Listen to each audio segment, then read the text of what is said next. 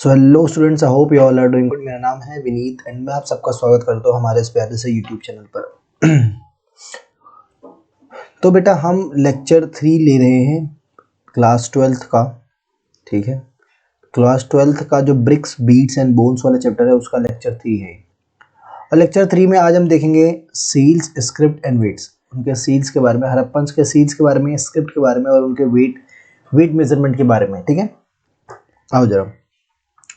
Seals and sealings. Seals and sealings were used to facilitate long distance communication.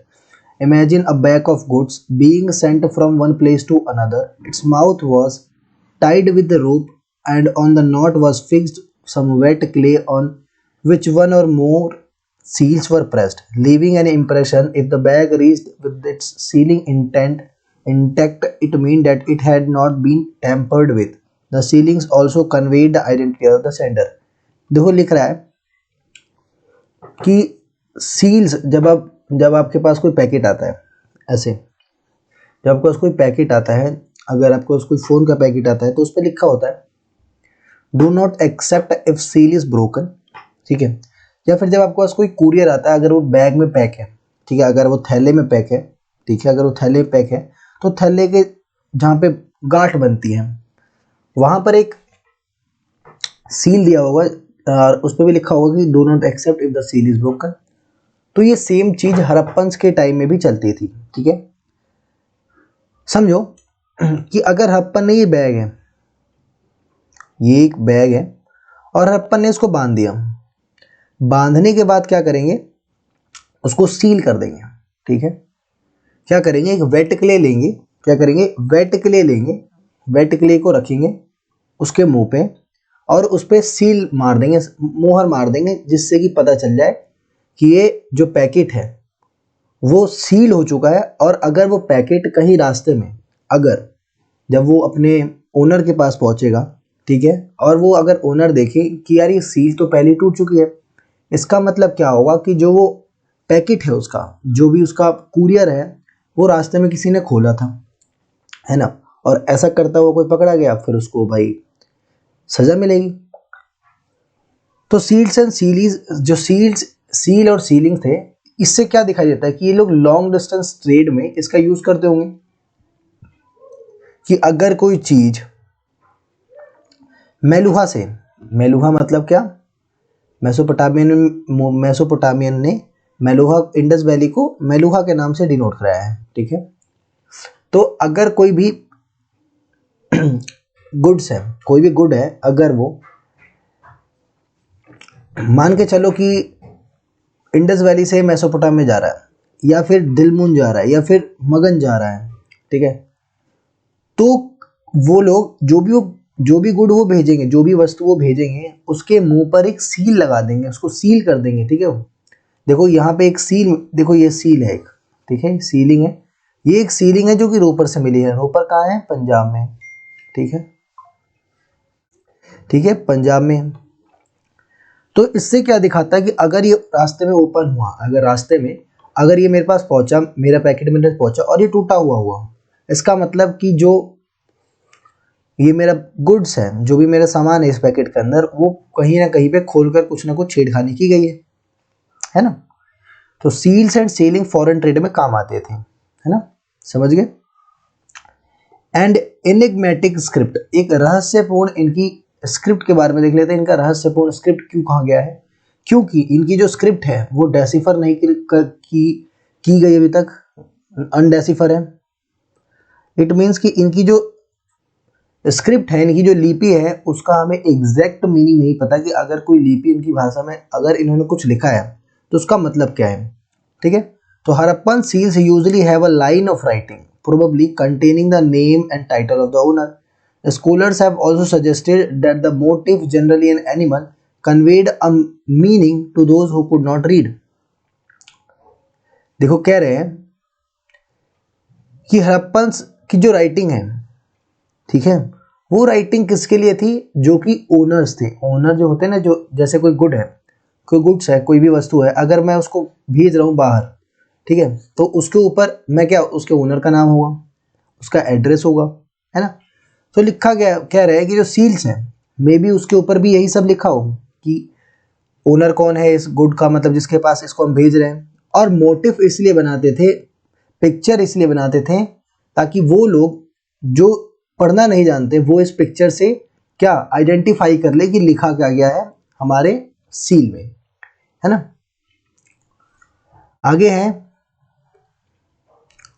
Most inscription are short, the longest containing about 26 science.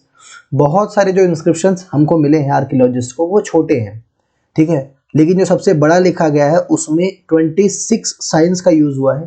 तुम लोगों को पता होगा कि जो Harappans हैं और उसकी उनकी स्क्रिप्ट क्या थी, मतलब कैसे लिखते थे कैसे पढ़ते थे, तो उनकी पिक्टोग्राफिकल स्क्रिप्ट थी, सॉरी पिक्चर बेस्ड स्क्रिप्ट थी इनके पास, पिक्चर बेस, ठीक है, पिक्चर बेस्ड स्क्रिप्ट थी इनकी। उसमें 26 साइंस सबसे लॉन्गेस्ट वाले में मिली है, जो सबसे लॉन्गेस्ट सील मिली है, जो सबसे लॉन्गेस्ट इंस्क्रिप्शन मिला है, सॉरी जो सबसे लॉन्गेस्ट इंस्क्रिप्शन मिला है उसमें 26 साइंस का यूज हुआ है। और ऑल्दो वी नो कि भाई इनकी जो स्क्रिप्ट है वो अनडेसिफर है, बट हमें एक्चुअल नंबर हम डिनोट नहीं कर पाए हैं कि इतने नंबर हमें हमारे पास इतने नंबर इनके इतने पिक्चर्स का यूज़ करते थे, या फिर जो इनके स्क्रिप्ट होती है जैसे हमारे में ABCD होती है तो ABCD 26 है, तो इनकी जो स्क्रिप्ट है उनमें जो साइंस है वो अराउंड 375 से 400 तक बताया गया है, 375 से 400 तक बताया गया है, लिखा है। Although the script remains undeciphered to date, it means evidently not alphabetical, where each sign stands for a vowel or a consonant, as it has just too many signs, somewhere between 375 to 400। मैंने बोला कि इनको जो script है वो decipher नहीं की गई है क्योंकि इनकी जो स्क्रिप्ट है ना वो हमारी स्क्रिप्ट जैसी ABCDEFGHIJKLM नहीं है, है ना। हमारे में तो पता चल रहा है कि अगर कोई वर्ड है, अगर एप्पल है तो APPLE एप्पल होता है, लेकिन इनकी जो लैंग्वेज है, इनकी जो स्क्रिप्ट है वो पिक्चर बेस है, ठीक है, मतलब इस पे साइंस बने हुए हैं, ठीक है, साइन बने हुए, और साइन जो है वो हम लोग अंदाजा लगा रहे हैं, गेस कर रहे हैं कि समवेयर बिटवीन 375 to 400 है। It is apparent that the script was written from right to left as the seals shown a wider spacing on the right and cramping on the left, ठीक है। अब इन्होंने बोला है कि जो इनकी राइटिंग टेक्निक थी, जैसे हम लोग लिखते हैं जैसे मैं लिख रहा हूँ कि ब्रिक्स बीट्स एंड बोन्स, तो मैं किधर से लिखना चालू कर रहा हूँ, लेफ्ट से राइट की तरफ, ठीक है, लेकिन जो हड़प्पन्स थे वो राइट से लेफ्ट की तरफ लिखते थे। और इस बात का प्रमाण हमें कैसे मिला है, इस बात को हमें कैसे पता चला गया है, कैसे पता चला है कि ये लोग राइट से लेफ्ट में लिखते हैं, ठीक है। तो राइट में, ठीक है, राइट में हमें देखो जब हम लिखते हैं, जब हम कुछ भी लिखते हैं, ठीक है, तो कोई लाइन छोड़ देते हैं, किसी में आगे तक बढ़ जाते हैं, तो जो इधर वाला साइड होता है वो हमें बता देता है, वो हमें बता देता है कि आपने लिखना कहाँ से चालू किया, एक्चुअली लेफ्ट से या राइट से, ठीक है। तो सेम गोज विद हड़प्पन की जो सीलिंग है, हड़प्पन की जो इंस्क्रिप्शंस है जो हमें मिले हैं, ठीक है, वो राइट से लेफ्ट की तरफ आ रहे हैं, ठीक है, और जो राइट से लेफ्ट की तरफ आते हैं तो इनके बीच में बहुत ज़्यादा गैप मिला है, ठीक है। Seals to the wider spacing on the right and cramping on the left. देखो यहाँ पे तो सीधे सीधे लिख रहे हैं, लेकिन यहाँ पे हमने जगह छोड़ दी है, फिर यहाँ से चालू की, फिर ये यहाँ तक लिख दिया, फिर यहाँ से चालू की तो यहाँ तक, फिर यहाँ से चालू की तो यहाँ तक, ठीक है। मतलब जो ये गैप दिख रहा है ये बताया था कि आपने लिखना कहाँ से चालू किया, तो हड़प्पन्स ने लिखना कहाँ से चालू किया, फ्रॉम राइट टू लेफ्ट, इसको याद रखना। As if the engraver begin working from the right then run out of a space, right से लिखना चालू किया लेकिन यहाँ पे जगह कम पड़ गई, फिर लेफ्ट, फिर राइट से आया, फिर यहाँ पे इतना बड़ा लिख दिया, फिर इतना छोटा, वही बताया गया है ना। Consider the variety of object, consider the variety of objects on which writing has been found, seals, copper tools, rims of jars, copper and terracotta tablets, jewellery, bone rods, even an ancient sign board. हमें कहाँ कहाँ पर इनकी writings मिली हैं, देखो writings मिली है वो कहाँ पर है, सील्स है, कॉपर टूल्स है, ठीक है, रिम्स ऑफ जार्स, और कॉपर एंड टेराकोटा,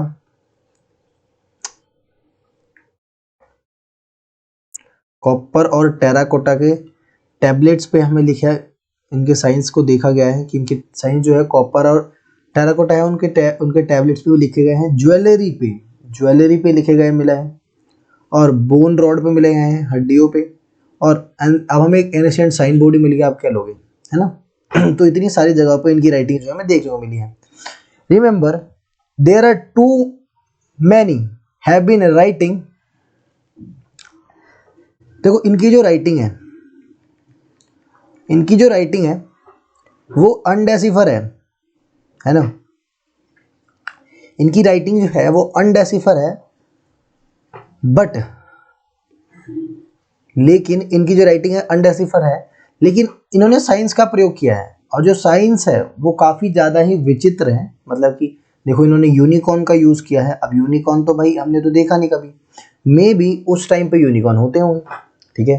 तो इन्होंने जो साइंस यूज किए हैं, मे बी उस टाइम पे उस टाइप के एनिमल प्रेजेंट होंगे जब ही इनका यूज़ किया गया है, ठीक है। तो इनकी जो राइटिंग है वो कहाँ कहाँ पे मिली हमको, सील्स पे, कॉपर टूल्स पे, RIMS of jar, copper and terracotta के टैबलेट्स पे मिली है, ज्वेलरी पे, बोन रॉड पे मिली है, एंड एंशिएंट साइन बोर्ड। अब रिम्स ऑफ जार क्या होता है, तो ये जार है, ठीक है। तो जार का जो ढक्कन वाला एरिया होता है उस पर इन्होंने लिखा है, क्या लिखा है, अपनी स्क्रिप्ट में इन्होंने कुछ लिखा हुआ है जिसको हम अभी तक डेसिफर ही नहीं कर पाए, ठीक है। Remember there may have been writing on perishable materials too, could this mean that literacy was widespread। देखो इन्होंने, देखो ये सारी जो चीज़ें थी, stone tools, rims of jar, copper, terracotta के टैबलेट्स, ये तो प्रिजर्व हो गए, मतलब ये तो भाई बच गए टाइम के साथ साथ, ये तो डीके नहीं हो पाए। लेकिन इन्होंने शायद किसी वुड पे भी लिखा हो, ठीक है, जो कि डीके हो गया है, ठीक है, जो कि पेरिश हो गया हो, पेरिशेबल मटेरियल पे भी लिखा हो, किसी लकड़ी के ऊपर लिखा हो, ठीक है। तो इसका मतलब क्या है, जो लिटरेसी थी, मतलब जो लिटरेसी थी, लिखने की जो लिखने का जो प्रचलन था, क्या वो बहुत ज़्यादा था इनके अंदर, ये क्वेश्चन है आपके लिए। मेरे लिए तो हाँ, क्योंकि हमने बहुत सारी जगहों पर राइटिंग्स को देखा है ना। अब वेट्स के बारे में पढ़ लेते हैं। Exchanges were regulated by a precise system of weights usually made of stone called chert and generally cubical with no marking. देखो इनके जो वेट्स थे वो चैट नाम के एक स्टोन से मिले गए थे, ठीक है। चर्ट नाम का जो स्टोन होता है ना, एक स्टोन होता है जिसका नाम होता है चर्ट, ठीक है, उससे बनाए गए थे। और उनके जो वेट है उन पे कोई मार्किंग नहीं थी कि ये 5 किलो है या ये 10 किलो है। देखो हमारे वाले जो वेट्स होते हैं, ठीक है, हमारे वाले जो वेट्स होते हैं वो तो हमें पता है कि भाई कैसे होते हैं, ठीक है। हमारे वाले जो वेट्स होते हैं उन्हें पता है, उस पर लिखा हो गया होता है कि 5 किलो है, 10 किलो है, या फिर 2.5 किलो है, 1 किलो है। लेकिन इनके जो वेट्स है उन पर कोई भी मार्किंग नहीं थी, ठीक है। और ये जनरली जो थे वो क्यूब शेप के थे, इनका जो शेप था वो क्यूब था, और इनके ऊपर कोई मार्किंग नहीं थी कि ये कितने किलो का वेट है ना। लिखा है the lower denomination of weight were binary. देखो जो छोटे वेट्स थे वो बाइनरी थे, जैसे कि 1 2 4 8 6 13 etcetera up to 12,800। Lower denomination के जो वेट थे वो थे 1 2 4 8 6 13 32, while the higher denomination follow the decimal system. इनके अंदर जो वेट हैं इन्होंने इनको कैसे डिवाइड कर रखा है कि जो छोटे वेट है वो 1 2 4 8 16 32 अप टू 12,800 तक गए हैं। लेकिन जो हैवी वेट्स हैं, जो कि हैवी हैं, ठीक है, हैवियर डिनोमिनेशन को जो वेट्स है उसको डेसिमल सिस्टम में लिखा गया है, पॉइंट समथिंग करके। The smaller weights were probably use for weighing jewellery and beads. जो छोटे वेट्स थे, जब अब तुम जब ज्वेलरी की दुकान पे जाओगे तो उसमें 50 ग्राम, 10 ग्राम, 5 ग्राम, ऐसे भी उनके पास वेट मेजरमेंट के कंपोनेंट्स होते हैं, ठीक है। तो इन्होंने बोला कि जो छोटे वेट्स हैं वो प्रोबेबली क्या ज्वेलरी और बीट्स के लिए यूज होते। Metal scale pans have also been found. अब मेटल स्केल पेन्स क्या होते हैं, तराजू, ठीक है, आपने देखा ना तराजू, तो तराजू मिले हमको, तराजू के एविडेंस भी मिले हैं। अब एनिशिएंट अथॉरिटी, अब इतनी सारी चीजें हो रही हैं राज्य में, इतनी सारी चीजें हो रही है, इतनी सारी चीजों का प्रचलन है, घर बनाए जा रहे हैं, ईंट का रेशियो सेम है, ट्रेड हो रहा है, सिटाडेल है, लोअर टाउन है, ठीक है। तो इसके पीछे कोई ना कोई अथॉरिटी होगी, कोई ना कोई सुप्रीम या कोई सुप्रीम पावर होगा जो इस सब चीजों को कंडक्ट करा रहा होगा, है ना। तो लिखा है there are indicators of complex decision being taken and implemented in Harappan society. For instance, the extraordinary uniformity of the Harappan artifacts as evident in pottery, seals, weights and bricks. Notably, bricks, though obviously not produced in any single center, were a uniform ratio throughout the region. From Jammu to Gujarat, we have also seen that the settlements were strategically set up in a specific location for various reasons. Besides, labor was mobilized for making bricks and for the construction of massive walls and platform. Who organized these activities? लिखा गया है, ये साफ साफ indicate कर रहा है कि जो डिसीजंस है, ठीक है, जो कॉम्प्लेक्स डिसीजन है, ठीक है, जो कि हड़प्पन सिटी में इम्प्लीमेंट की गए हैं, वो कोई एक मतलब पूरी कम्युनिटी मिलकर नहीं ले सकती थी, ठीक है। लिखा गया है कि जो ब्रिक्स है, उनका वेट्स, उनका जो प्रोड्यूस होने का जो सेंटर था, वो एक सिंगल सेंटर नहीं था कि अगर चान्होदारो है या फिर मोहनजोदारो है या फिर सुतका केंडोर है या फिर नागेश्वर है, बालाकोटी है, आलमगीरपुर, हरी मांडा है, यहीं पे एक एग्जैक्ट लोकेशन फिक्स नहीं थी कि यहीं पे ही ईंट मिलेगी, ठीक है, एग्जैक्ट लोकेशन फिक्स नहीं थी। तुम देखो कि इतने सारे अमाउंट में लेबर को मोबिलाइज किया गया था, मतलब इतने बड़े टाउन को, अगर मैंने बताया था कि अगर सिर्फ हमें अगर बनाना हो इस टाउन को तो 4 मिलियन पर्सन चाहिए होंगे, मतलब कि साफ साफ दिख रहा है जो लेबर्स है उसको मोबिलाइज किया गया था, ठीक है।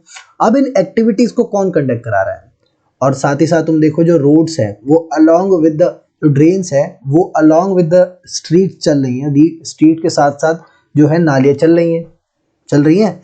तो इसके पीछे कौन है, कोई अथॉरिटी तो होगा, अपने आप तो नहीं होती होगी चीजें। हाँ, प्लस में एक मेन चीज कि तुम जो स्ट्रीट है और जो ड्रेन है वो हर जगह सेम देखोगे। हाउसिंग प्लान, हाउसिंग भले ही कहीं पे ज्यादा पक्का घर हो, कहीं कच्चा घर हो, लेकिन जो हाउसिंग है, हाउसिंग फैसिलिटी जो ड्रेन्स का फैसिलिटी थी और जो ब्रिक्स थी वो हर जगह जो थी वो बेक्ड ब्रिक का यूज हुआ था, ठीक है, पक्की ईंटों का प्रयोग हुआ था। भले ही कुछ सेटलमेंट्स है जहाँ पे जो घर है वो पक्के ईंट से नहीं बने गए थे, लेकिन जो रोड्स थी और जो ड्रेन्स थी वो पक्की ईंट से बने हुए थे। ये साफ साफ शो कर रहा है कि कोई ना कोई तो अथॉरिटी थी उसके पास, ठीक है, इंडस वैली के पास कोई ना कोई अथॉरिटी था जो इन सब चीज़ों को कंट्रोल कर रहा था। तो हमें एक मूर्ति मिली है, देखो ये प्राइस्ट किंग की है, और देखो एक बार इसके आर्ट एंड क्राफ्ट को देखो, आर्ट एंड क्राफ्ट की एडमायर करो कि उस टाइम पे इसकी बियर्ड को देखो कितने अलाइन कर रखा है, कितने ब्यूटीफुल तरीके से बनाया है। ये फोटो है बेटा 2600 बीसी की, देखो 2600 बीसी से 1900 बीसी की पीरियड की फोटो है, देख लो। अब देखो आर्ट एंड क्राफ्ट कितना ज़्यादा उस टाइम कितना उस टाइम अच्छा हुआ करता था कि एक आदमी है, एक प्राइस्ट किंग नाम दिया है, प्राइस्ट किंग नाम दिया गया इनका, ठीक है, हमारे आर्कियोलॉजिस्ट द्वारा। उनकी जो स्टैचू है वो कितना मतलब ब्यूटीफुल तरीके से इन लोगों ने क्रिएट किया है, देखो सब चीज़ें एकदम परफेक्ट है, ठीक है। हाँ, अभी मॉडर्न डे के हिसाब से तो इतनी इससे भी अच्छी बन सकती है मॉडर्न डे में, बट इमेजिन करो उस टाइम की बात है, अभी से 4000 साल पहले की बात है ये, इमेजिन करके देखो तुम, ठीक है। प्लेसेस एंड किंग्स, अब राजाओं के बारे में देखते हैं। If we look for a centre of power or for depiction of people in power, archaeological records provide no immediate answer. अगर हम एग्जैक्ट देखें कि भाई एग्जैक्ट बताओ कोई सेंटर ऑफ पावर है, क्या वो मोहनजोदारो हो, क्या वो हड़प्पा है, क्या वो कोई अलग सेटलमेंट है, तो जो आर्कियोलॉजिकल जो रिकॉर्ड्स है वो हमें ऐसा कोई एग्जैक्ट आंसर नहीं दे पाती कि यार हाँ राजा था। Large building found at the Mohenjodaro was labelled as a palace by archaeologist, but no spectacular finds were associated with it. अब मोहनजोदारो में एक बड़ा सा पैलेस मिला है जिसको आर्कियोलॉजिस्ट ने, पैलेस तो बोला है, एक सेटलमेंट, एक जगह मिली है, सॉरी, मोहनजोदारो में एक आर्कियोलॉजिकल साइट मिली है जिसको आर्कियोलॉजिस्ट ने पैलेस का नाम तो दिया है, बोला है कि दिस इज पैलेस, बट हमारे पास कोई एक फिक्स एविडेंस नहीं है जिससे हम ये प्रूव कर सके that there was a king, ठीक है, देयर वाज एन अथॉरिटी, इस बात का कोई हमारे पास प्रूफ नहीं है। A stone statue was labelled and continue to be known as the priest king, एक स्टोन स्टैचू है जिसको लेबल करके नाम दिया गया है प्राइस किंग का, बोला गया कि ये शायद राजा हुआ करते थे। This is because archaeologist were familiar with the Mesopotamian history and its price kings and have found parallels in the Indus region। देखो जो आर्कियोलॉजिस्ट हैं वो मेसोपोटामियन रीजन से एकदम इन्फ्लुएंस थे, उनको पता था भाई मेसोपोटामियन रीजन की हिस्ट्री है, ठीक है, और उसके प्राइस किंग की हिस्ट्री है, उसके बारे में पता था। और हमने देखा कि दोनों जो रीजन है वो कंटेम्प्रेरी है एक साथ, दोनों ही जो सिविलाइजेशन है वो कंटेम्प्रेरी है एक दूसरे के, तो इन्होंने इसीलिए इनका नाम भी क्या दे दिया, priest king, okay. But as we will see the ritual practices of Harappan civilization are not well understood yet, nor are there any means of knowing whether those who performed them also had political power। देखो page number 23 में, page number 23 में, ये तो 17 है, तो page number 23 में जो ritual practice की गई है हमें उसके बारे में कंफर्म नहीं है कि एक्चुअल में जो रिचुअल प्रैक्टिस है वो किसके द्वारा किया गया है, मतलब कि जो जिसके द्वारा रिचुअल प्रैक्टिस किया गया है क्या वो मेन अथॉरिटी थे उस रीजन के, मतलब समझ रहे हो कि मतलब क्या वो किंग हुआ करते थे, उनके पास कोई पॉलिटिकल पावर है क्या, है ना, कोई पॉलिटिकल पावर है क्या इनके पास।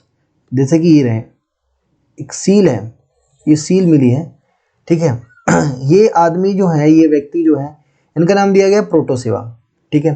तो ये देखो यहाँ जानवरों के बीच में तपस्या कर रहे हैं, मतलब योग कर रहे हैं, ध्यान लगा रहे हैं, तो क्या ये ऐसे व्यक्ति होंगे जिनके पास पॉलिटिकल पावर होगी। ये पावर को डिपिक्ट कर रहा है कि यार एक आदमी जो कि इतने खतरनाक जानवरों के सामने बैठ के योग कर रहे हैं, ध्यान कर रहे हैं। देखो ये एलिफेंट है, ये राइनोसोरस है, ये बुफेलो है, वाइल्ड बुफेलो, ये टाइगर है, और बीच में ये व्यक्ति बैठ के, ठीक है, ध्यान लगा रहे हैं। तो इट मीन्स क्या कि ये एक पॉलिटिकल अथॉरिटी होंगे कहीं किसी रीजन के, क्या हम इससे सजेस्ट कर सकते, गैस कर सकते हैं, है ना।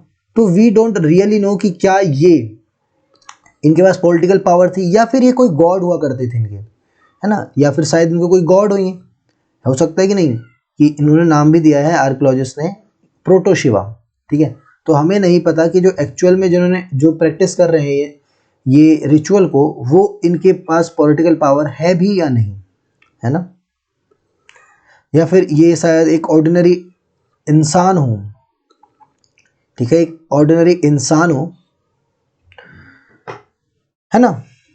तो civilization are not well understood yet, nor there any means of knowing whether those who performed them also held political power। मतलब जो व्यक्ति जो कि वहाँ पे बैठ के योग कर रहे हैं, ध्यान कर रहे हैं, क्या उनके पास पॉलिटिकल पावर थी। तो लिखा गया है आगे, some archaeologists are of the opinion that Harappan society had no rulers and that everybody enjoyed equal status। कुछ आर्कियोलॉजिस्ट है वो कह रहे हैं कि वहाँ पे कोई रूलर नहीं था। अब अलग अलग आर्कियोलॉजिस्ट के अलग अलग थॉट होंगे, क्योंकि we don't have a literary archaeological source जिससे हमें पता कर सके। और हमारे पास जो है भी लिटरेसी का जो हमारे पास लिटरेचर जो हमारे पास है भी वो डेसिफर नहीं है। So we are not sure कि वहाँ पे रूलर था कि नहीं था, ठीक है। तो इसीलिए कुछ आर्कियोलॉजिस्ट है वो कह रहे हैं कि शायद वहाँ पे कोई रूलर नहीं था और सभी लोग हैं वो इक्वल स्टेटस को एंजॉय करते थे। Other feels there was no single ruler but several, that Mohenjodaro had a separate ruler, Harappa another and so forth. कुछ जो आर्कियोलॉजिस्ट है वो कहते हैं कि हर रीजन का एक अलग अलग रूलर होगा, मतलब कि एक कोई सेपरेट रूलर नहीं था पूरे इंटायर सिविलाइजेशन का। हो सकता है कि हड़प्पा का जो रूलर हो वो अलग हो, मोहनजोदारो का जो रूलर हो वो अलग हो, चन्हुदारो में जो रूलर हो वो अलग हो, लोथल में जो रूलर हो वो अलग है, सूतका गैंडोर में जो रूलर हो वो अलग है। इट मीन्स ये कह रहे हैं कि यहाँ पे एक रूलर नहीं है, यहाँ पे सेवरल रूलर है। क्या? सेवरल रूलर है ना। Yet others argue that there was a single state. Given the similarity in artifacts, the evidence for planned settlements, the standardized ratio of brick size and establishment of settlements near sources of raw material.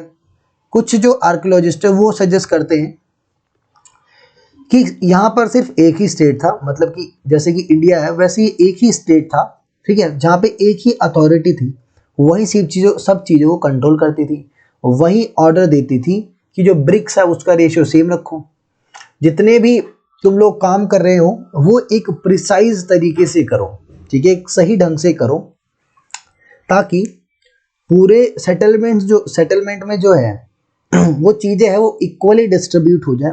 तुमने देखा होगा जो BRICS है उनका जो ratio है वो standardised है कि 4:2:1 है ना। और जो हमने देखा है कि जो ड्रेन्स है वो अलोंग विद द स्ट्रीट के साथ साथ जो है वो ड्रेन चल रही है, हर घर में ड्रेन्स की पाइपलाइन जुड़ी हुई है। ये क्या शो कर रहा है कि कोई एक ही रूलर था जो ये सब चीज़ों को सजेस्ट करता था, है ना। As of now, the last theory seems the most plausible, as it is unlikely that the entire communities could have collectively made the implemented such complex decision. जो हमारा लास्ट वाला थ्योरी है जो कि कहता है कि एक सिंगल स्टेट था, वो पॉसिबल हो सकता है, ठीक है ना। अब इस सिविलाइजेशन का, अब इतनी बढ़िया जो ये सिविलाइजेशन थी, ठीक है, तो इसका अंत क्यों हुआ, मतलब क्या रीजंस थे जिसकी वजह से इसका अंत हो गया, ये सिविलाइजेशन है वो अपने डिक्लाइन पे आ गए, किस क्या जो रीजन थे जिसकी वजह से सिविलाइजेशन थी वो डिटोरिएट हो गई, तो क्या वो रीजन थे उसके बारे में देखो। There is evidence date by approx 1800 BCE में most of the mature Harappan sites in regions such as Cholistan had been abandoned. Simultaneously, there was an expansion of population into settlements in Gujarat, Haryana and Western Uttar Pradesh. ठीक है, लिखा गया है कि 1800 में जो चोलिस्तान वाला जो रीजन है उसकी जो साइट्स है वो खाली कर दी गई लोगों द्वारा। ये आर्कियोलॉजिस्ट ने एविडेंस में बताया है, जब डेटिंग कर रहे थे वो देखा 1800 BCE के बाद जो रीजन था, जो सेटलमेंट था, वो लोगों द्वारा खाली कर दिया गया। Simultaneously, there was an expansion of population into settlements. देखा गया है कि नए लोगों का आगमन हुआ गुजरात, हरियाणा और उत्तर प्रदेश में, वेस्टर्न उत्तर प्रदेश में। In the few Harappan sites that continue to be occupied after 1900 BC, there appears to have been a transformation of material culture marked by the disappearance of the distinctive artifacts of the civilization, weights, seals, special beads. लिखा है कि कुछ Harappan side से, ठीक है, उसको दूसरे लोगों ने ऑक्यूपाई कर लिया, है ना, क्योंकि उसके अंदर जो उसका मटेरियल कल्चर था उसको पूरी तरीके से बदलते हुए देखा। जो इनके वेट्स थे, जो सील्स यूज करते थे, इनके जो बीड्स थे, ठीक है, वो डिसअपियर होने लगे धीरे धीरे। ये हमारे आर्कियोलॉजिस्ट ने बताया है। लॉन्ग डिस्टेंस ट्रेड जो था, क्राफ्ट स्पेशलाइजेशन था, वो भी डिसअपियर होने लगी। जो उनका लॉन्ग डिस्टेंस ट्रेड था कि मेलुहा अगर मगन के साथ ट्रेड कर रहा है, मगन इज नाउ डेज ओमान, मैंने बताया था कल के लेक्चर में, अगर लेक्चर 2 देखा हुआ तो, है ना, वो डिसअपियर होने लगा। देखा गया कि धीरे धीरे जो ट्रेड है, लॉन्ग डिस्टेंस जो ट्रेड है वो कम होने लगा। इनकी जो राइटिंग है, राइटिंग्स का जो एविडेंस है वो कम होने लगी, है ना। In general far fewer material were used to make far fewer things, बहुत कम चीज़ों का इस्तेमाल करते थे, बहुत ही कम चीज़ों को प्रोड्यूस करने के लिए। House construction techniques were deteriorated and large public structures were no longer produced.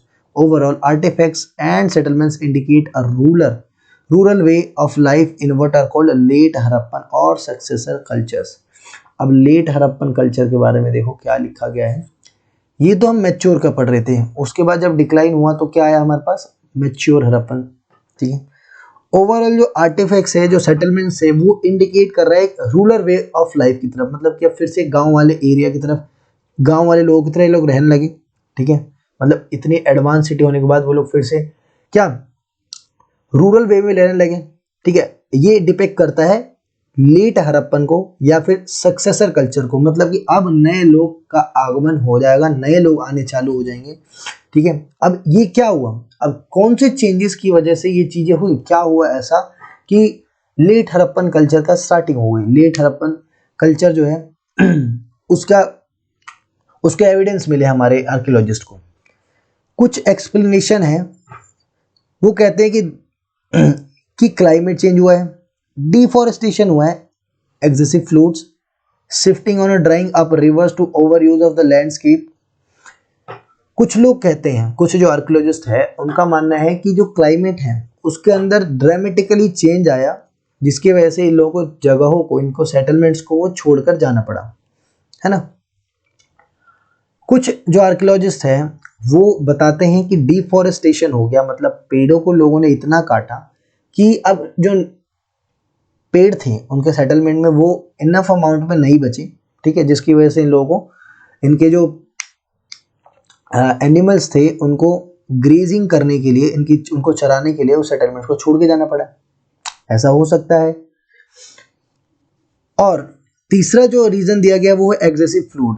As we know कि इनके जो सेटलमेंट्स थे वो कहाँ पे थे, रिवर्स के जो थे रिवर कोस्ट पे थे, मतलब नदी के तट पे इनके जो सेटलमेंट्स थे वो बसे थे। तो आर्कियोलॉजिस्ट ने सजेस्ट किया कि जो फ्लूड है शायद उसकी वजह से ये जो सेटलमेंट है वो डूब गया एंड लेट हड़प्पन कल्चर की शुरुआत हुई।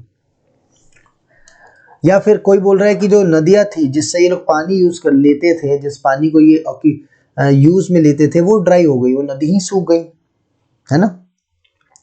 सम of these causes may hold for certain settlements but they do not explain the collapse of the entire civilization।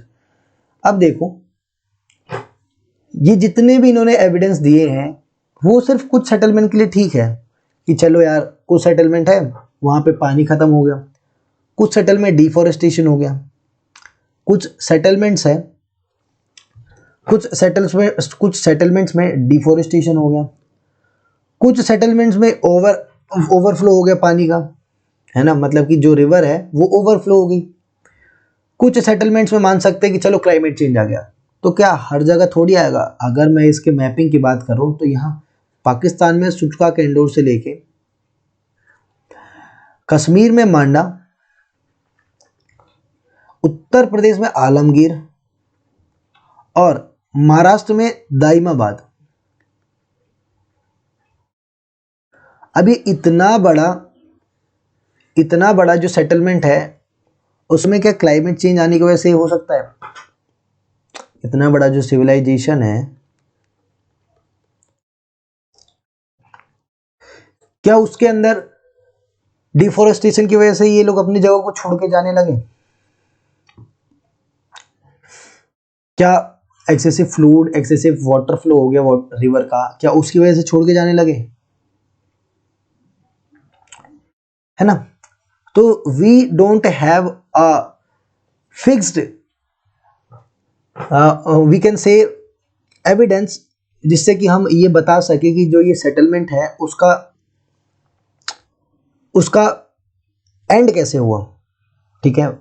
We don't have the right evidence to prove कि इनका जो सेटलमेंट है उसका and कैसे हुआ, ये लोग कैसे लेट हड़प्पन कल्चर की तरफ मूव किए, है ना। We don't have that right evidence.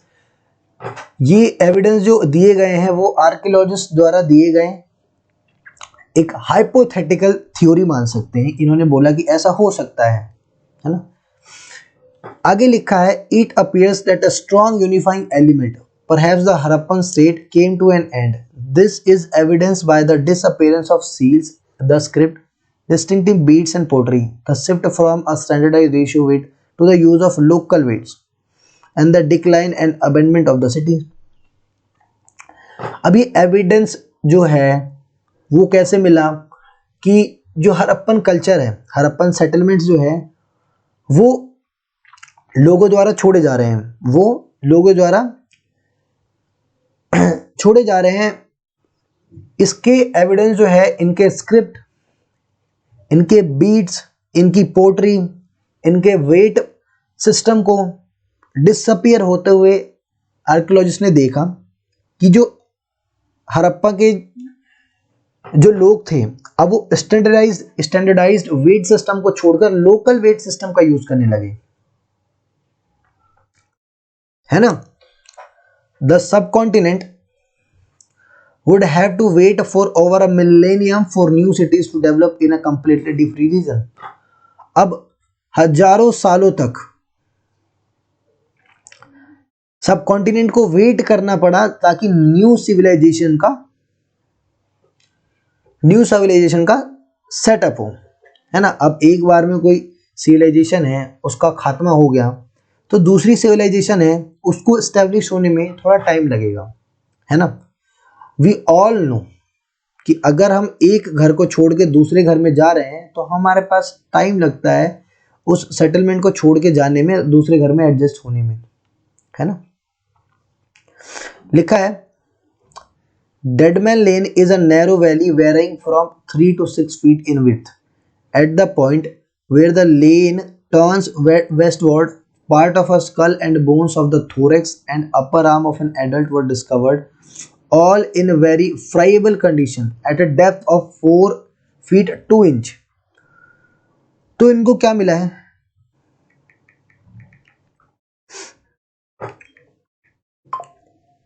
इनको क्या मिला है?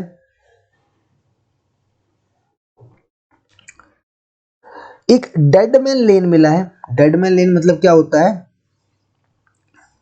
जहां पे ह्यूमन स्केलेटल के रिमेन्स मिले हैं इनको, ह्यूमन स्केलेटन के रिमेन्स मिले हैं इनको, ठीक है। जहां पे इनको स्कल मिला है, स्कल मिला है इंसानों का स्कल मिला है, थोरेक्स मिला है ना, अपर आर्म मिला है ना। वो डिस्कवर किए गए हैं एक फ्राइबल कंडीशन में, ठीक है, फ्राइबल कंडीशन में मिला है, ठीक है। कितने गहराई में? तो गहराई है वो है 4 feet 2 inch, है ना। कंडीशन कैसी है? Very friable. फ्राइबल मीन्स कि अगर हम उसको छुएं तो वो भुरभुरा हो जाएगा, मतलब कि आपने बिस्किट खाया है, जब उसको चूरा बनाते हो कैसा भुरभुरा सा हो जाता है, वैसी कंडीशन में इनको क्या मिले? स्केलेटन्स, ठीक है। और उस जगह को क्या नाम दिया है? Deadman Lane is a narrow value, जिसकी जो विड्थ है, चौड़ाई है, वो है 3 से 6 फीट, ठीक है। 15 inches to waist were a few fragments of a tiny skull. The body lay on its diagonally across the lane. लेन में डायगोनली जो बॉडी है वो लेटी हुई है, ठीक है। 15 inches to the west were a few fragments of tiny skull. 15 degree अगर हम इसके वेस्ट में जाए, ठीक है, 15 इंच अगर हम इसके वेस्ट में जाए तो छोटे छोटे स्कल के भी टुकड़े मिले हैं। ये वो रिमेन्स है, ठीक है, जो इस लेन को ओ करते थे, मतलब कि चलाते थे, ठीक है। आगे लिखा गया है, ये जो रिपोर्ट है वो किसके द्वारा दी गई है? तो जॉन मार्शल के द्वारा, Mohenjodaro and Indus valley civilisation 1931। अब ये 1931 में जो हमारे जॉन मार्शल हैं, उन्होंने 1931 में इनकी एक बुक है Mohenjodaro and Indus valley civilisation, उनमें ये चीज इन्होंने लिखी है कि इनको एक डेडमैन वैली मिली है, ठीक है, डेडमैन लेन मिला है, जिसकी जो विड्थ है वो है 3 से 6 फीट, ठीक है। जहां पर एक पॉइंट है जहां पे जो वैली है, जो लेन है, वो वेस्ट की तरफ मुड़ती है, वहां पे स्कल के पार्ट मिले हैं, बोन्स मिली हैं, अपर आर्म मिला है एक एडल्ट का, वो भी किस कंडीशन में? फ्राइबल कंडीशन में। जो कंडीशन है डेड बॉडी की वो कैसी है? फ्राइबल, ठीक है। और जो डेड बॉडी मिली है वो कितनी फीट नीचे मिली है? That is 4 feet and 2 inches। जो बॉडी है वो डायगनली लिटाई गई है, लेन के डायगनल में, अगर लेन ऐसा है तो उसके डायगनल में लिटाई गई है। अगर हम बॉडी के 15 इंचेस वेस्ट में जाए तो हमें छोटे से सिर के भी टुकड़े मिलते हैं, टाइनी स्कल के भी फ्रेगमेंट्स मिलते हैं, है ना। 16 skeletons of people 16 skeletons of people with the ornaments that they were wearing when they were died were found on the same part of the Mohenjo-daro। 1925 में 16 स्केलेटन्स मिले हैं लोगों के जिन्होंने ऑर्नामेंट्स पहन रखे हैं जब वो मरे। सपोज दैट मेरे को अभी किसी ने गोली मार दी, तो मैं जो मरूंगा वो इसी हालात में होगा। अगर मैंने चेन पहनी होगी सोने की तो मैं चेन में मरूंगा, है ना। तो सेम उन 16 स्केलेटन्स वाले लोगों के साथ भी यही हुआ होगा। शायद कोई आउटसाइडर हो जिन्होंने इनको मारा और उनको उसी हालत में छोड़ दिया गया जैसे वो मरे थे, है ना। Much later in 1947 R.E.M. Wheeler, then Director General of ASI, tried to correlate these archaeological evidence with that of the Rig Veda, the earliest known text in the subcontinent। तो 1947 में जो हमारे आर्कियोलॉजिकल सर्वे ऑफ इंडिया के director general थे R.E.M. Wheeler. कौन थे? R.E.M. Wheeler. 1947 में वो चीजों को कोरिलेट करते हैं हमारे ऋग्वेदा में, ऋग्वेदा के एविडेंस से मैच करना चाहते थे, ठीक है, कि कुछ चीजें जो है वो ऋग्वेदा से मैच हो जाए, कुछ कहानियां, है ना। तो ऋग्वेदा मेंशन करती है पुर को। ऋग्वेदा मेंशंस पुर मीनिंग रैम्पार्ट, फोर्ट और स्ट्रॉन्ग होल्ड, मतलब कि फोर्ट, ठीक है। रैम्पार्ट मतलब फोर्ट, मतलब कि किला, है ना।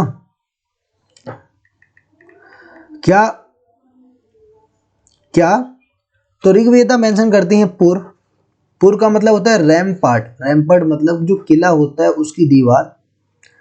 Indira the Aryan war god is called Purandara the fort destroyer. देखो, तो ऋग्वेदा में मेंशन किया गया है पुर को, जिसका मतलब है किले की दीवार, ठीक है। तो इंद्र हैं जो कि आर्यंस के भगवान हैं। आर्यन कौन थे? जो सेंट्रल एशिया से आए थे। आर्यन जो थे, आर्यन के वॉर गॉड थे, उनको पुरामदरा कहते थे। पुरामदरा मतलब फोर्ट डिस्ट्रॉयर, किले को बर्बाद करने वाला कहा गया है किसको? इंद्र को, ठीक है।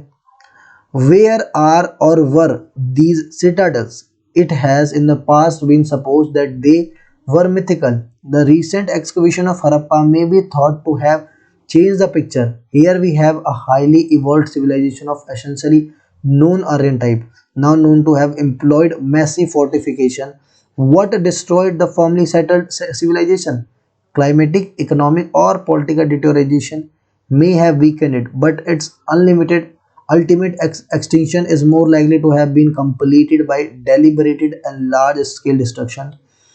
It may be no mere chances that at a late period of Mohenjo-daro, men, women and children appear to have been massacred there on circumstantial evidence. Indra stands accused। देखो, तो बोल रहे हैं कि जो मोहनजोदारो है वहाँ पे जो मेन हैं, जो वुमेन हैं, जो चिल्ड्रन हैं, उनका बहुत ज़्यादा लार्ज अमाउंट में मासकेयर किया गया है, हत्या की गई है, ठीक है ना। ये प्रूफ मिला है हमारे पास। कोई जब picture the recent excavation of Harappa में जो रीसेंट एक्सकवेशन हुई है, ठीक है, वो उसमें आर्यन टाइप, उसमें जो पिक्चर है वो टोटली चेंज हो गई है। यहाँ पे हमें देखा जाता है कि हाईली इवॉल्व सिविलाइजेशन, बहुत ज़्यादा ही इवॉल्व सिविलाइजेशन है वो। एसेंशियली नॉन आर्यन टाइप, जो हाईली डेवलप्ड सिविलाइजेशन है वो नॉन आर्यन टाइप सिविलाइजेशन है, ठीक है। Now known to have employed massive fortification, जिन्होंने लंबी भाई दीवारें बना रखी हैं। So what destroyed this settlement? मतलब अब ना आर्यंस ने इन्वेजन किया है तो फिर डिस्ट्रॉय किसने किया? क्लाइमेट, इकोनॉमिक, पॉलिटिकल डिटोरिएशन, ठीक है। ये सभी चीजें शायद जो इस एक्सटिंक्शन है सिविलाइजेशन का वो पार्ट हो सकती है, ठीक है। But it's ultimate extinction is more likely to have completed by deliberated and large scale destruction. लेकिन हमें बहुत ज़्यादा अमाउंट में डिस्ट्रक्शन देखने को मिल गई है। हम इससे मना नहीं कर सकते, नकार नहीं सकते कि हमने डिस्ट्रक्शन को देखा गया है, आर्कियोलॉजिकल एविडेंस में डिस्ट्रक्शन मिला है। It may be no mere chance at the late period of Mohenjodaro. देखो, सिर्फ चांस नहीं है, चांस है कि ये शायद ना ही, ये शायद कोई चांस ना हो कि लेट मोहनजोदारो में जो विमेन है, जो मैन हैं, उनका जो लार्ज अमाउंट में मास्केयर किया गया हो। ठीक है, ये आर.ई.एम. व्हीलर बताते हैं, आर.ई.एम. व्हीलर बताते हैं हड़प्पा में, हड़प्पा 1946 एंशिएंट इंडिया, हड़प्पा इनकी बुक है।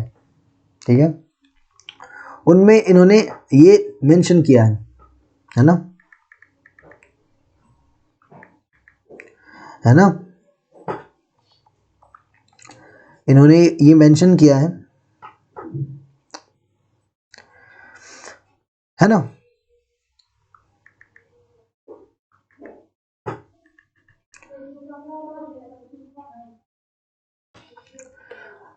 Harappa 1946 ancient India 1947। ठीक है, आओ जरा आगे देखते हैं। In the 1960s, the evidence of a mass grave in Mohenjo-daro was questioned by an archaeologist named George Dales. He demonstrated that the skeletons found at site did not belong to the same period. 1960 में एक हमारे archaeologist का, इनका नाम है George dells, उन्होंने इस बात का विरोध किया। इन्होंने बोला जो स्केलेटन्स उस साइट पे मिले हैं वो उस पीरियड के ही नहीं है, मतलब उस टाइम पीरियड के ही नहीं है, 2600 से 1900 BC के पीरियड के ही नहीं है वो। ठीक है, whereas a couple of them definitely seem to indicate a slaughter. The bulk of the bones were found in context, suggesting burials of the slopiest and the most irreverent nature. There is no destruction label covering the last period of the city, no sign of extensive burning, no bodies of warriors clad in armor and surrounded by the weapons of war. The citadel, the only fortified part of the city, yielded no evidence of final defense. लिखा गया है GF dells ने, GF dells ने कहा है, George dells ने कहा है कि जो बता रहे हैं, जो हमारे आर्कियोलॉजिस्ट बता रहे हैं वो टोटली गलत है। कोई एविडेंस नहीं दिखाई देता है बरियल्स का, कोई भी डिस्ट्रक्शन नहीं दिखाई देता है। ठीक है, लास्ट पीरियड का कोई साइन नहीं दिखाई देता है, बर्निंग का, कोई बॉडीज और कोई वॉरियर्स के जो आर्मर है वो नहीं मिले हैं। ये हमारे मिथिकल, ये हमारे जो जीएफ डेल्स है उनकी बुक है जो मिथिकल मास्केयर एट मोहेंजोदारो, ठीक है, उसमें लिखा गया है। As you can see, a careful re-examination of the data can sometimes lead to a reversal of earlier interpretation. देखो लिखा गया है कि आप देख सकते हो कि जब केयरफुली किसी चीज को री एग्जामिन करते हैं ना डेटा की, तो कभी कभी रिवर्सेबल हो जाता है। मतलब कि कुछ लोग जो है, मतलब देखो इतने सारे आर्कियोलॉजिस्ट थे, उनके बीच में कन्फ्लिक्ट हुई उनके थॉट को लेकर, है ना, जो उनके थॉट के लेकर कॉन्फ्लिक्ट हुई। ठीक है, जब उस चीज़ों को री एग्जामिन किया गया तो डेटा जो है रिवर्सल हो गया। ठीक है, पहले जो इंटरप्रिटेशन था उसको पूरी तरीके से बदल गया, उस डेटा ने रिवर्स कर दिया, है कि नहीं। डिस्कवरिंग द हड़प्पन सिविलाइजेशन, अब हड़प्पन जो सिविलाइजेशन था उसकी डिस्कवरी कैसे हुई थी, हमने ये पढ़ लिया, बिगिनिंग पढ़ लिया, ट्रेड एंड कॉमर्स पढ़ लिया, स्क्रिप्ट के बारे में पढ़ लिया, सील्स के बारे में पढ़ लिया, हमने एविडेंस पढ़ लिया कि कैसे हो सकता है, कैसे इनका जो सेटलमेंट्स है वो डिक्लाइन हुआ। अब पढ़ लेते हैं इसकी डिस्कवरी कैसे हुई, है ना। So far we have examined facts of the Harappan civilization. In the concept of our archaeologists have used evidence from our material remains to piece together parts of the fascinating history. इसमें बताया गया है कि कैसे archaeologist ने find किया हड़प्पा को। However, there is another story as well about how archaeologists discovered the Harappan civilization. एक स्टोरी है इसके पीछे कि हड़प्पन ने कैसे इसको डिस्कवर किया।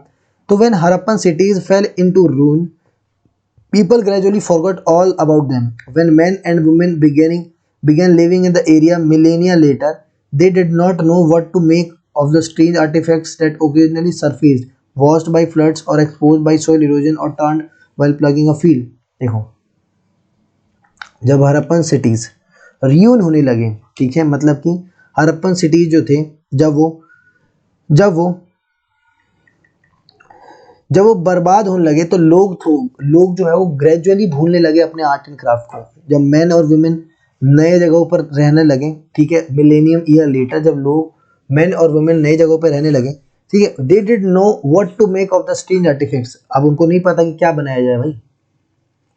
ठीक है, जब ओकेजनली जो सरफेस पे था उनके पास जो सामान, ठीक है, जहाँ पे वो रह रहे थे, वो तो भाई फ्लश हो गया था पूरा एकदम। जब फ्लूड आया, जब सॉइल है वो उसका इरोजन हुआ, ठीक है, तो बदलाव आया, तो इनको पता नहीं चला कि अब हम क्या बनाएं।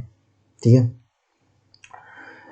और turned up while plugging a field और डिगिंग द ट्रेजर। इनका भाई अब ये ऐसा हो सकता है कि ये लोग पूरी तरीके से अचंभित हो गए कि भाई अब हम क्या करें, ठीक है। तो जब कनिंगम थे, कनिंगम का कंफ्यूजन क्या था, जब Cunningham the first director general थे हमारे एएसआई के, तो father of Indian archaeological survey of India किसको कहते हैं?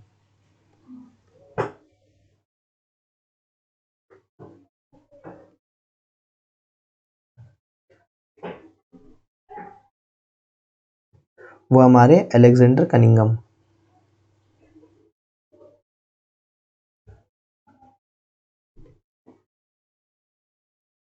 ठीक है, इस बात को याद रखना। First director general of the Asia began archaeological excavation in the mid 19th century. जब मिड 19th सेंचुरी में, मतलब कि 1800 से लेकर 1900 के बीच में, जब ये 1850 से, ठीक है, मिड 19th सेंचुरी में जब ये एक्सकवेट कर रहे थे, archaeologist prefer to use the written word, ठीक है, as a guide to investigation. अब इनके पास जो एविडेंस थे जिसके बेस पे ये लोग हिस्ट्री को खोज रहे थे, वो क्या था कि वो सोच रहे थे कि सिर्फ रिटन एविडेंस ही।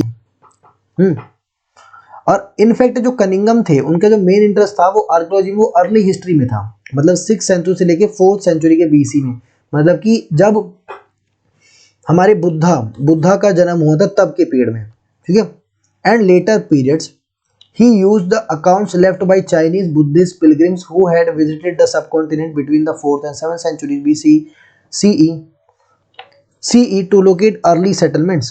देखो इन्होंने जो एविडेंस का यूज किया, जो सोर्स का यूज किया, वो क्या था, जो चाइनीज और बुद्धिस्ट पिलग्रिम्स थे, उन्होंने जो विजिट किया था इंडिया को, उन्होंने जो लिखा था 4th और 7th सेंचुरी सीई में, ठीक है, उसके बेस पे ये सेटलमेंट्स को लोकेट कर रहे थे, ठीक है। मतलब इनका जो टाइम पीरियड था लोकेट करने का, वो 6th से 4th BCE के पीरियड का था। मतलब कि ये इनका मानना था कि जो इंडिया की हिस्ट्री है वो यहीं से चालू होती है, ठीक है। इसके पीछे जो इंडिया है वो कुछ नहीं है, ठीक है, वो स्टोन एज में था। इंडिया जो था स्टोन एज में था।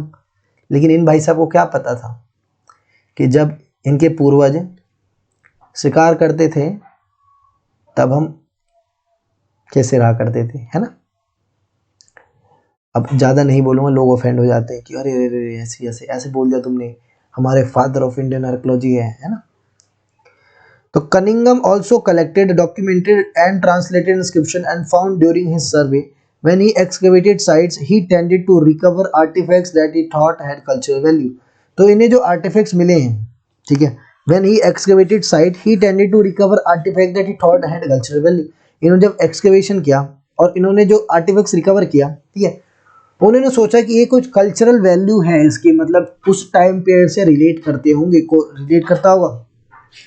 ऐसा ही एक site like Harappa, which was not part of the itinerary of the Chinese pilgrims, तो जो चाइनीज पिलग्रिम्स लिखे गए थे उसमें हरप्पा साइट जो था वो पार्ट नहीं था, ठीक है।